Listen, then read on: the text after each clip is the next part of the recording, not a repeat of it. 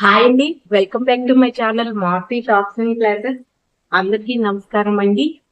ఈ రోజు నేను భయానికి టాటా బై బై అనేది చెప్తున్నాను కదా, లాస్ట్ వీక్ కూడా చెప్పాను. అందులో 2 ఎపిసోడ్స్ అయితే పూర్తయ్యాయి. అంటే భయానికి టాటా బై బై ఎవరికి అని అంటున్నారా? అంటే మీకు ఎవరు చూడలేకపోతే ఆ 2 ఎపిసోడ్లు ఎవరికి ఈ భయంకి టాటా బై బై అని అంటుంటారు. పిల్లలకి చాలా విషయాల్లోని భయం కలుగుతుంది కదా, అందులో ఫిల్టర్ చేసి ముఖ్యంగా ఒక 5 విషయాలకి ఎక్కువ భయపడతారని చెప్పానండి.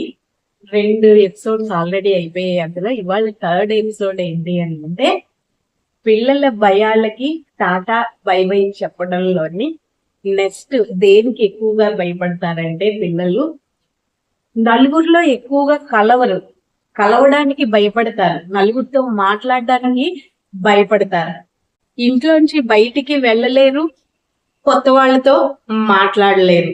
మరి దీన్ని ఎలా నివారించాలి? ఇలాంటి భయాలకి మనం ఎలాగా చెక్ పెట్టాలి?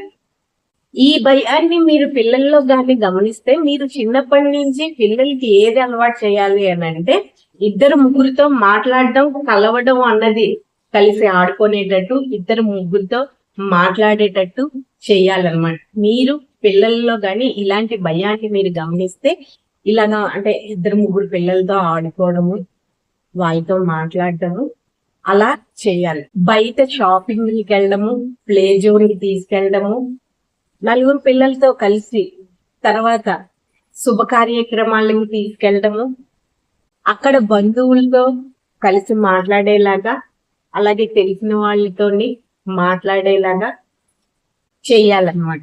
ఇవి కానీ చేస్తే పిల్లలకి నలుగురితో కలిసి మాట్లాడడానికి ఎవరైతే భయపడతారో, అలాగే బయటికి వెళ్ళడానికి ఎవరైతే భయపడతారో అది క్రమంగా తగ్గుతూ వస్తుందన్నమాట ఇలా చేయడం వల్ల.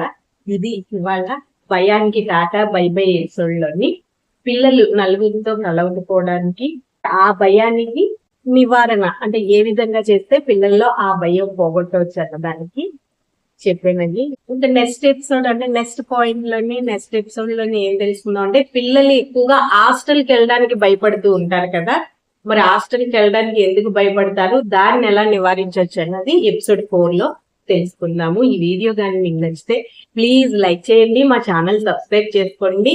మంచి మంచి వీడియోలు మన ఛానల్లో ఉంటాయండి, చూసి లైక్ చేసి సబ్స్క్రైబ్ చేయండి. Okay, thank you.